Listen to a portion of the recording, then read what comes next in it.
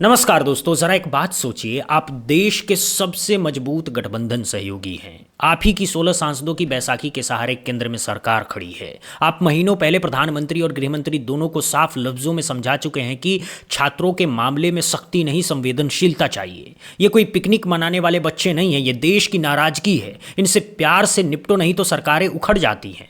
और आपकी बात सुनी ही नहीं जाती, उल्टा जंतर मंतर पर पैलेट गन झोंक दी जाती है, लाठियां चला दी जाती है, बच्चियों के साथ ऐसा बर्ताव किया जाता है कि इंसानियत शर्मा जाए।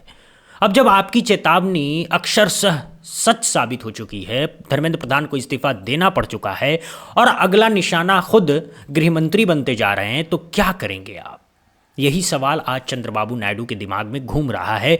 और 18 अगस्त की सुबह उन्होंने दिल्ली में जो संदेशा भिजवाया है, उसने बीजेपी के शीर्ष नेतृत्व की नींद उड़ा दी है। देर रात एक मीटिंग हुई, कौन कौन शामिल हुआ, क्या क्या बात हुई, ये बाहर बहुत कुछ नहीं आया, लेकिन जो संकेत मिल रहे हैं वो साफ हैं। अब वो फैसला लेने की तरफ बढ़ना पड़ेगा जिसकी तरफ नायडू महीनों से इशारा कर रहे हैं। दोस्तों, स्वागत है आपका। आज हम इसी पूरे घमासान को समझेंगे कि कैसे एक क्षेत्रीय नेता की भविष्यवाणी आज केंद्र सरकार के गले की हड्डी बन चुकी है और कैसे एक चुनी हुई कुर्सी की ताकत जमीन पर उतरे युवाओं की ताकत के आगे लड़खड़ा रही है। पहले पूरा घटनाक्रम याद कीजिए। 20 जुलाई का दिन था, संसद चलो मार्च था। कॉकरोच जनता पार्टी यानी कि सीजेपी के नेतृत्व में हजारों छात्र जंतर मंतर पर जमा हुए थे। पूरे देश से आए हुए युवा नीट पेपर के खिलाफ, यूजीसी नीट के देरी के खिलाफ, बेरोजगारी के खिलाफ और शिक्षा मंत्रालय की लापरवाही के खिलाफ सोनम वांगचुक जी 20 दिन का अनशन कर चुके थे।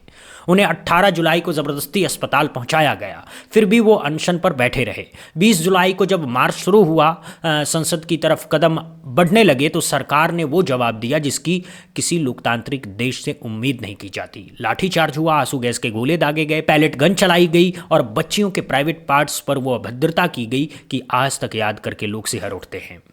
21 जुलाई को विपक्षी सांसदों ने प्रधानमंत्री आवास के बाहर धरना दिया। धर्मेंद्र प्रधान, अमित शाह और खुद प्रधानमंत्री तक के इस्तीफे की मांग की। बीजेपी को शुरू में लगा कि ये तमाशा 2-4 दिन का है, बच्चे थक जाएंगे, गोदी मीडिया कोई नैरेटिव सेट कर देगी, आईटी सेल हैशटैग चला देगा, बात रफा दफा हो जाएगी। लेकिन ये पहली बार था जब मुख्यधारा का मीडिया कुछ भी करे, सोशल मीडिया और डिजिटल प्लेटफॉर्म ने सारा नैरेटिव उल्टा कर दिया। हर रील, हर वीडियोस, हर पोस्ट सरकार के खिलाफ जाने लगी। बीजेपी के ट्रोल गैंग की सारी तरकीबें फेल हो गई, आईटी सेल क्रैश हो गया और 30 जुलाई को शिक्षा मंत्री धर्मेंद्र प्रधान को इस्तीफा देना पड़ा। पहले लोग यकीन नहीं कर रहे थे कि इस्तीफा होगा, कहते थे कि अरे कहाँ होता है इस देश में इस्तीफा, 2 दिन नारे लगाएंगे और शांत हो जाएंगे। लेकिन जब हुआ तो सबकी आंखें खुल गई और यहीं से एक नई बात शुरू हुई। अब आवाज़ें उठने लगी कि अमित शाह जी को भी जवाब देना होगा। या तो पैलेट गन का आदेश उन्होंने दिया या फिर उन्हें कुछ पता ही नहीं था। दोनों ही सूरतों में उन्हें पद पर बने रहने का हक नहीं है। दोस्तों, इसी बीच जो एक नाम बड़े शांत तरीके से लेकर के बहुत ठोस तरीके से सामने आ रहा था, वो था चंद्रबाबू नायडू का। नायडू कोई हवा में बात करने वाले नेता नहीं हैं। इन्होंने कई बार सरकारें बनते और गिरते देखी है। इन्होंने खुद बड़े राजनीतिक तूफान झेले हैं। इन्होंने जब पहली बार अमित शाह और मोदी को सलाह दी थी तो बड़ी साफ बात कही थी, ये जो जंतर मंतर पर बच्चे आए हैं ये किसी विपक्षी पार्टी की चाल नहीं है, ये देश के युवाओं का असली आक्रोश है। इनसे पूरी संजीदगी से बात कीजिए, इनकी बात सुनिए, इनके सवालों का जवाब दीजिए। नायडू ने याद दिलाया था कि जेपी आंदोलन से पहले भी छात्र आंदोलन ही था जिसने पूरे देश की राजनीति बदल दी थी। छात्र जब सड़क पर उतर आते हैं तो सत्ता के तख्ते हिल जाते हैं। लेकिन बीजेपी को शायद ये सब बातें बहुत हल्की लगी। अरे भाई, हम तो अजय हैं, हम तो अपराजय हैं, हम तो लौह पुरुष हैं, हमारे सामने कौन खड़ा हो सकता है। इसी अहंकार में पैलेट गन झोंक दी, लाठियां भांज दी और नतीजा सामने है। अब हालात ये हैं कि जो नायडू महीनों पहले चेतावनी दे रहे थे वो आज खुद बड़ी मुसीबत में फंस चुके हैं।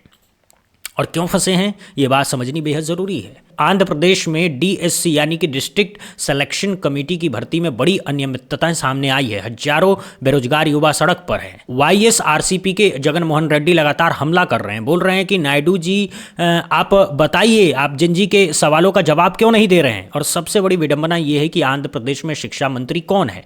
नायडू के अपने बेटे नारा लोकेश। यानी सवाल दिल्ली में उठ रहे थे तो अमित शाह के लिए मुसीबत थी, और अब वही सवाल अमरावती में उठ रहे हैं तो सीधे नायडू के परिवार के लिए मुसीबत बन गए हैं। जगन रेड्डी की पार्टी ने 74 दिनों में 10 कार्यक्रम चलाए, गवर्नर से मुलाकात की, जिला कलेक्ट्रेट पर विज्ञापन दिए, हर विधानसभा में रैलियां की और लगातार दबाव बना रखा है। ऐसे में अगर केंद्र में बैठे अमित शाह जी अपनी कुर्सी बचाने के लिए कुछ नहीं करते तो नायडू आंध्र प्रदेश में क्या मुंह दिखाएंगे। यही वजह है कि नायडू ने अब मोदी सरकार पर सीधा दबाव बनाना शुरू किया है। संदेश साफ है, या तो अमित शाह जी अपने मंत्रालय से कुछ समय के लिए हट जाएं, बीमारी का बहाना बनाएं, कुछ महीने की छुट्टी लें या फिर मंत्रालय ही बदल दिए जाएं। बाद में वापस आना हो तो आ जाना, अभी थोड़ा माहौल शांत होने दो, थोड़ा जनता के बीच ये संदेश जाने दो कि सरकार ने कुछ किया है। नायडू का तर्क साफ है, सत्ता बचाए रखने के लिए अगर एक पद की कुर्बानी कुछ दिनों के लिए देनी पड़े तो कोई हर्ज नहीं है। ये तो चतुराई है, इसे राजनीति की भाषा में स्ट्रैटेजिक स्ट्रीट कहते हैं। लेकिन बीजेपी में शायद ऐसा कोई नहीं है जो अमित शाह जी से जाकर के ये बात कह सके। कहेगा कौन? हिम्मत किसकी है? सब हाथ जोड़े खड़े हैं। तो अब पूरा दबाव नायडू के कंधों पर आ गया है और 18 अगस्त की सुबह जो संदेशा गया वो पहले के मुकाबले बहुत ज़्यादा तीखा था, बहुत ज़्यादा साफ था। अब आगे टाल मटोल की गुंजाइश नहीं है, अब फैसला लेना ही होगा। दोस्तों, यहाँ एक बहुत दिलचस्प तकनीकी बात भी समझनी होगी जो पूरा राजनीति का समीकरण बदल देती है। नंबर गेम देखिए, केंद्र में सरकार जिस वैसाखी पर टिकी है वो टीडीपी है, यानी नायडू की पार्टी है। इनके पास 16 लोकसभा सांसद हैं और अब जब टीएमसी के 20 बागी सांसद निकल करके एनसीपीआई नाम की एक नई पार्टी बना करके एनडीए में शामिल हुए थे तो शुरू में लगा था कि बीजेपी को एक और मजबूत सहारा मिल गया। लेकिन अंदर खाने खबर यह है कि उन 20 में से 3 सांसद पहले ही अलग रुख अपना चुके हैं और चौथा भी स्पीकर से मिल चुका है, यानी 2/3 का जो जादुई आंकड़ा था वो हिलने लगा है। अगर ये चारों वापस टीएमसी की तरफ मुड़ गए तो बचे हुए 16 बागी सांसदों की सांसदी पर ही दल बदल कानून की तलवार लटक जाएगी। यानी बीजेपी की दूसरी बैसाखी जो अभी तक मजबूत लग रही थी वो असल में बहुत कमज़ोर निकल रही है और इसी वजह से नायडू फिर से केंद्र सरकार की सबसे बड़ी और मजबूत बैसाखी बन जाएंगे।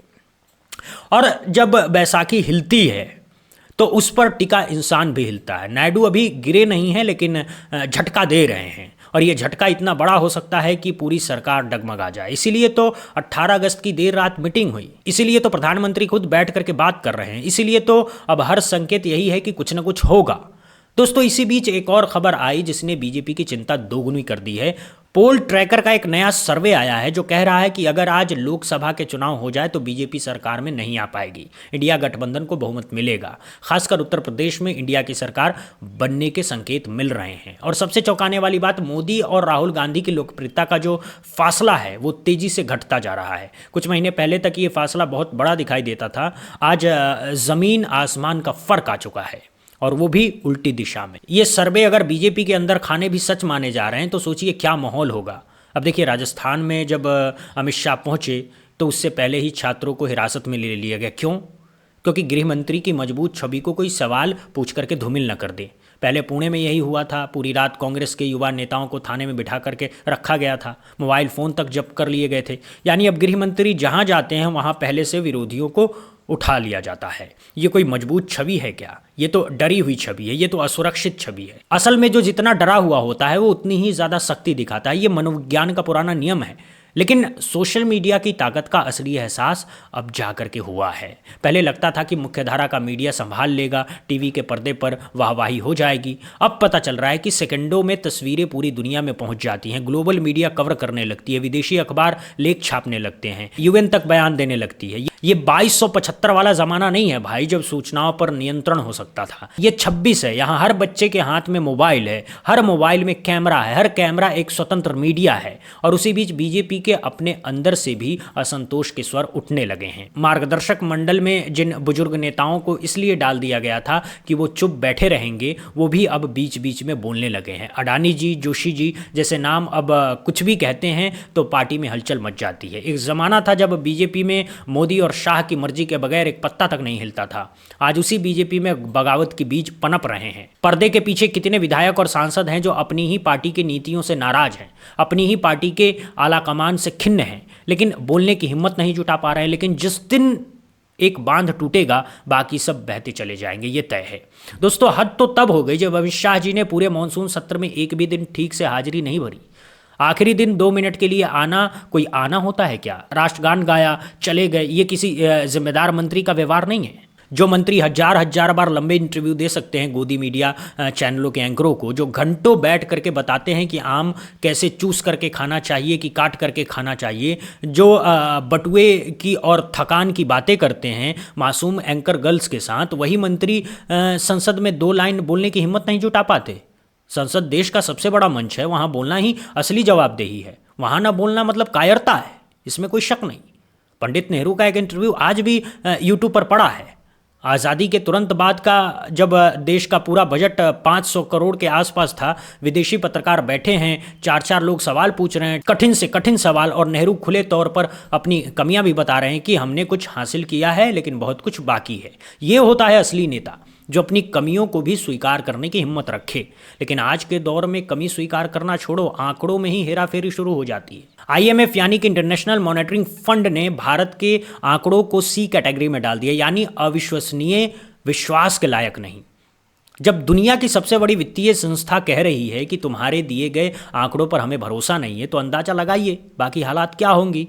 कहीं किसी ने अच्छा शेर लिखा था कि तुम्हारी फाइलों में गांव के मौसम सुहाने हैं, यानी कागजों में तो सब हरा भरा है, जमीन पर आग जल लगी है। दोस्तों, आखिरी बात, नायडू का ये कदम बीजेपी के लिए एक कड़वा घूंट है, लेकिन शायद जरूरी घूंट है, क्योंकि अगर अभी भी आंख नहीं खुली, अगर अभी भी वही रवैया रखा गया, अगर अभी भी सत्ता के अहंकार में जनता के गुस्से को हल्के में लिया गया, तो नुकसान और बड़ा होगा। इतिहास गवाह है, जब भी सत्ता ने जनता की आवाज़ को अनसुना किया, जनता अगले चुनाव में उसे ऐसा जवाब दिया कि आने वाली पीढ़ियां याद रखती हैं। नायडू बाबू यही चेतावनी दे रहे हैं कि थोड़ा झुक जाओ, थोड़ा नरम पड़ जाओ, वरना पूरा पेड़ ही गिर सकता है। अब बीजेपी सुनेगी या नहीं सुनेगी, ये अगले कुछ दिनों में साफ हो जाएगा। अगर अमित शाह की छुट्टी या मंत्रालय बदलने की खबर आती है तो समझ जाइए कि नायडू की जीत हुई। अगर सब कुछ पहले की तरह चलता रहा तो समझ जाइए कि बीजेपी ने अपनी ही सबसे बड़ी बैसाखी के इशारे को भी नज़रअंदाज कर दिया है, और तब जो होगा वो पूरा देश देखेगा। मैं यहाँ कोई भविष्यवाणी नहीं कर रहा, मैं सिर्फ हालात बता रहा हूँ।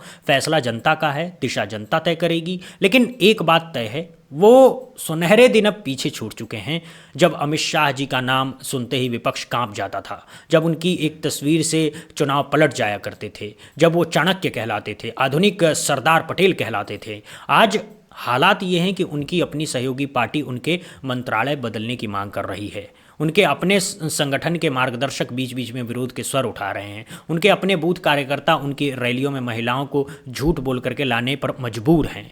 ये गिरावट है, ये ढलान है, और इस ढलान से वापसी का रास्ता सिर्फ एक है, विनम्रता, सुनने की आदत और जनता के दर्द को समझने की क्षमता।